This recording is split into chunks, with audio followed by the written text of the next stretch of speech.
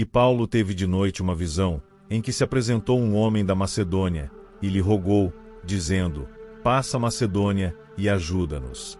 E, logo depois desta visão, procuramos partir para Macedônia, concluindo que o Senhor nos chamava para lhes anunciarmos o Evangelho.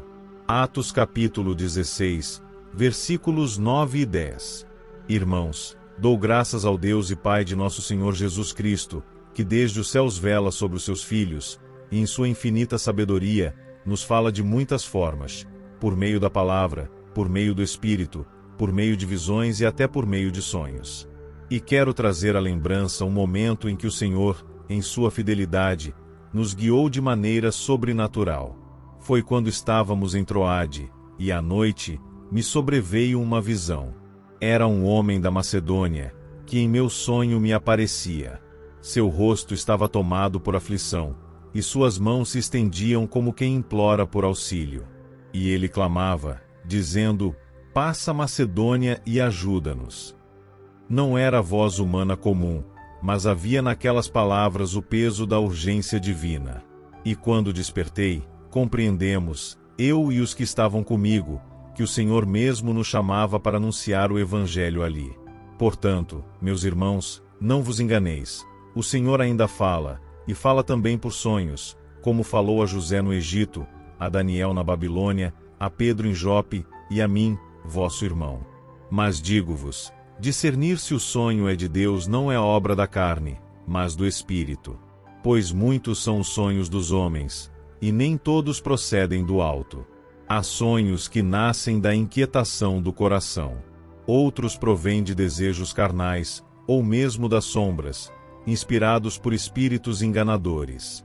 Mas há aqueles que são sementes plantadas por Deus na alma dos seus servos, visões celestiais que carregam propósito, direção e unção. Como, pois, discernir entre um e outro? Como saber se o sonho que tiveste é do Senhor?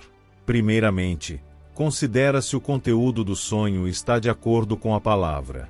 Deus jamais contradiz a Escritura. Se o sonho te conduz à mentira, ao egoísmo, à cobiça, à confusão, não procede de Deus. Mas se o sonho te conduz à cruz, à obediência, à proclamação do Evangelho, à salvação de outros, então começa a discernir, pois pode haver ali o sopro do Espírito. Em segundo lugar, analisa o fruto. Pois como uma árvore se conhece pelo fruto, assim os sonhos de Deus produzem frutos de arrependimento, de fé e de direção. Não são sonhos vazios, que só satisfazem a curiosidade, mas sonhos que te fazem mover, que te impulsionam a obedecer, como me impulsionou aquele chamado macedônio. Em terceiro lugar, busca confirmação. Pois o Senhor é paciente, e quando Ele fala, Ele confirma por outros meios, pela paz no coração, pelo conselho dos santos, pelas portas que se abrem no tempo certo.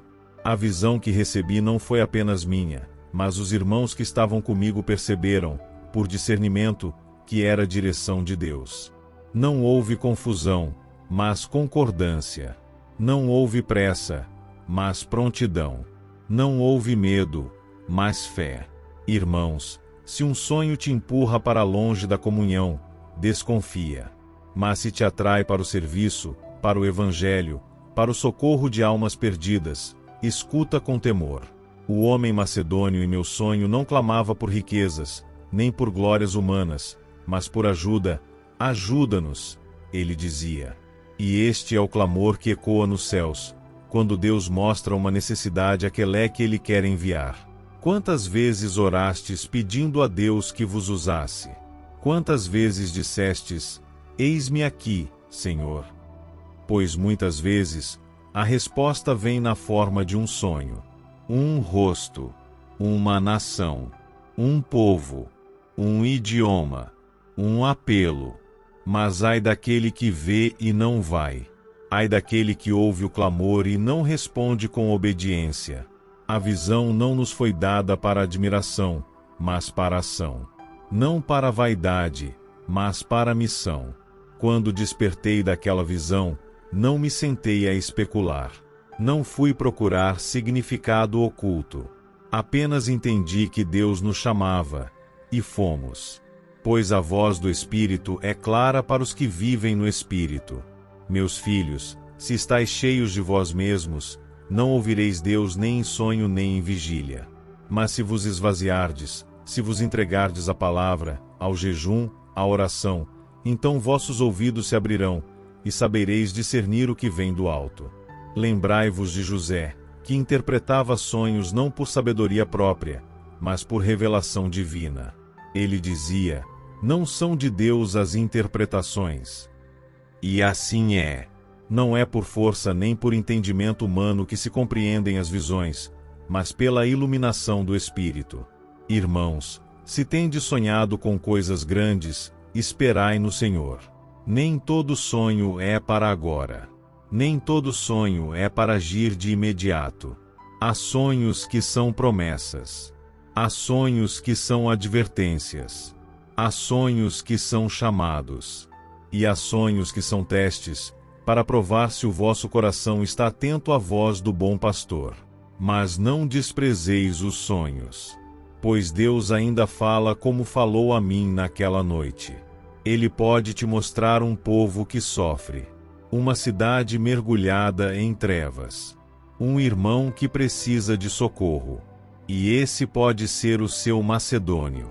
Pode ser que Deus esteja dizendo: vai, passa para cá, e ajuda-o. Muitos hoje esperam por essa ajuda. Estão clamando, mesmo sem saber a quem. E Deus te mostra para que vás.